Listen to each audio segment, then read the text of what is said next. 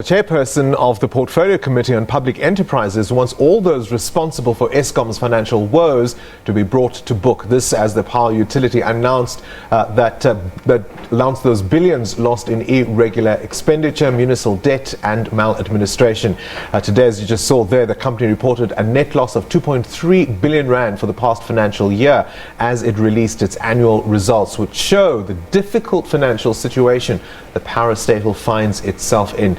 This, of course, as there have been other concerns about the utility approaching a coal cliff as it may run out of coal. Now, someone who's been keeping a close eye on all of these stories is the deputy editor of the Financial Mail, Sikonathi Mantshantsha, who joins us now in studio. Good evening to you and thank you for your time.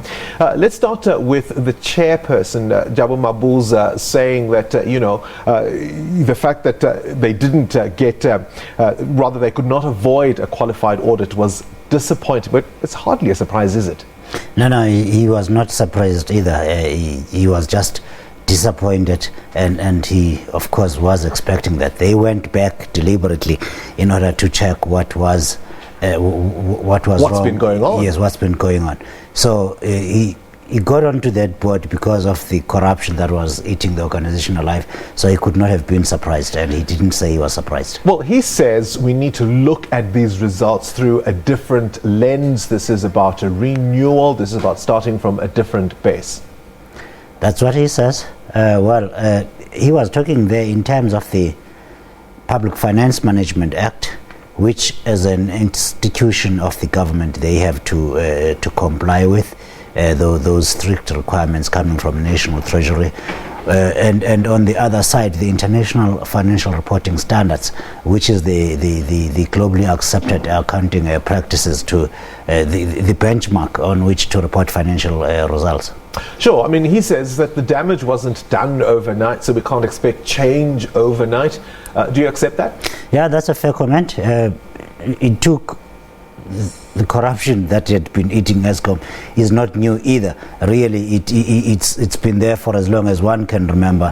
What Mabuza then was trying to put a line in is we're starting in 2012 and reviewing everything that happened. We're putting measures in place to make sure it doesn't happen again in the future.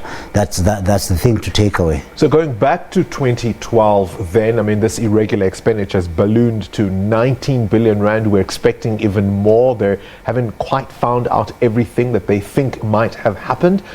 How does that explain what we've been hearing? I mean, you may recall Dr. Ben Ngubane beating his breast, saying that Eskom had been in good hands under Brian Molefe. How do those two scenarios square up with each other? That's what Ben Ngubane and Lynn Brown and Brian Molefe said.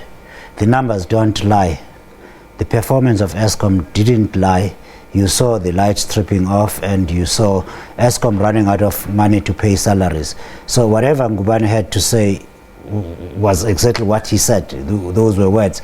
The facts are there and they still are staring us in the face. Pravin Gordhan telling us, of course, this was once again an indication of the central role that Eskom played in the whole state capture project. Yes, together with Transnet, they really have been the key anchors of the whole looting that happened there. But somebody was okaying these figures, though. I mean, that's the thing that most people will get lost with, is that somebody was giving us a different picture. This wasn't just up to Eskom telling us their results. Somebody was looking at the figures and saying, yeah, they agree. Sizwe Ntsaluba Gobodo audited Eskom's financials the last 2 or 3 financial years. They are still signing it, even though the organization is not a going concern. It says in the results today that its viability over the next 12 months cannot be guaranteed, cannot be assured. That's of course due to the amount of debt it has, due to the funds that it desperately lacks, and they have been, and the auditors before that, they have all been signing off these numbers. I remember about a year ago, the Southern Development Bank of Southern Africa refusing to go on with Eskom, saying that they didn't understand the mess they were in. One of the key requirements they wanted at the time was the removal of then CFO Anoj Singh. Where might they find the Eskom of today? Bongani, it was as recently as July when they said if you guys publish these results and you have all this management in place, we want our money back. So they had loaned Eskom about 20 billion rand. That has not changed. In fact, at that point, the irregular expenditure had been quantified as only 3 billion rand, which we now know is 6 times that. So the situation has gotten even worse.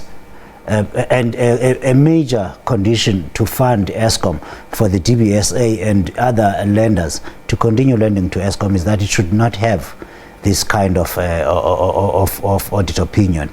So obviously Eskom would not have gone ahead and published these results without securing their support going forward, which they did do again in July last year.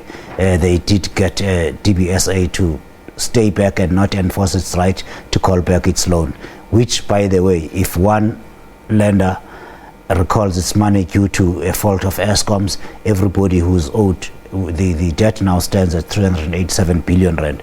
They would have to call their money back, and that is why the government went in overdrive and tried to prevent DBSA. So, I mean, it's $1 billion here, $1 billion there, you get $1 billion, he gets $1 billion. There was a whole cast of characters that were responsible for the damage that is being revealed today. Do the people, the likes of Brian Malife and Noj Singh, all of those people walk off into the sunset and leave this mess for someone else to clean up? Eskom has said today, since January, it has laid 11 charges of corruption and fraud with the police. Now you should know that in terms of South African law, they cannot name the culprits until those people appear in court and plead. So no names are given. However, I did ask a specific question about McKinsey and Trillian.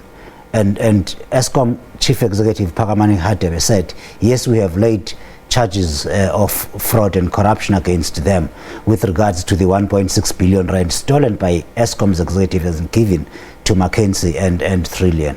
So then that's a matter now for the police to take forward, and the National Prosecuting Agency, which we know, of course, don't get told by Eskom or by anyone else what to do.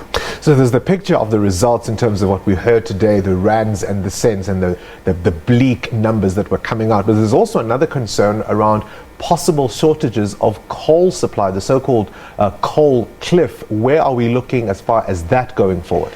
South Africa has got about 100 years of coal left in the ground. So there's no concern there. The concern is Eskom getting it to where it's needed at the time it's needed. And they let that slide last year when the Gupta companies, Optimum and them, could not deliver. They are now working, trying to deliver coal from the stations that have access from the mines like Exxaro's mine in Limpopo, down to Mpumalanga, which is going to cost you and I, because in the end it's the consumers that pay, a whole lot more money. There's no concern about the shortage of coal. The concern is about the logistics. Yeah, the coal is certainly there, but also there was an issue around the lack of investment in the big coal mining companies that had been, as had been the tradition. Remember Brian Malife saying one didn't need to be a baker to buy bread? All of those comments are coming to haunt, as you say, all of us are going to pay for it. Eskom has again changed its mind with regards to that. They are investing now in those mines to make sure that they secure supply of coal. It's this, depending who is the minister or chief executive of the time, there does not seem to be a clear policy, and that's the frustration, is that everybody's trying their own little thing, and whatever damage they leave behind, they can just move off into the sunset, and the next person must pick it up and reinvent the wheel. And they all seem to have other interests, really, other than the best interests of Eskom. So we've got the results today. We've got issues around, certainty of supply as far as coal is concerned. Of course, the wage negotiations, that remains still an issue on the table. What about the surplus of people they don't need and that they're paying lots of money for? They said today they are right now dealing with, one, the results, and two, the wage increase. The matter, and they did say on the record again that Eskom is 33% overstaffed. They said by 2020 they should be employing only 37,000 people. They're employing 48,000 right now. So there will be indeed job losses. Just not now, they are dealing with other issues. So the important question, will the lights stay on? Well, the lights, there's no reason why the lights should not stay on other than sabotage, which was the case only a few weeks ago. When the employees are unhappy with management, they sabotage the company and trip the lights off. Is it your sense that even though there are all these changes being announced, even though all of this information is being revealed, that there's a good team in charge and that the way forward is going to be a smooth one? Look, the management, in terms of the financial management of the company and the corporate governance, they've got, I've said this before and I'll say it again, they've got the best team that they have had in 10 years. Talking about the board in particular, it's got really people that are worthy of being on a board of a company like Eskom. It still could get a lot better, but by far, over the past 10 years, it can be very difficult to replace as a Tembe Khoza or Ben Ngubane. So they have done exactly now and gotten people that have know a thing about business. These are the people with corporate governance on the thing. So I'm quite happy with the board as it stands. Right, we'll have to leave it there with the deputy editor of the Financial Mail, Sikonathi Mantshantsha. So the lights will stay on, but it may be at a price.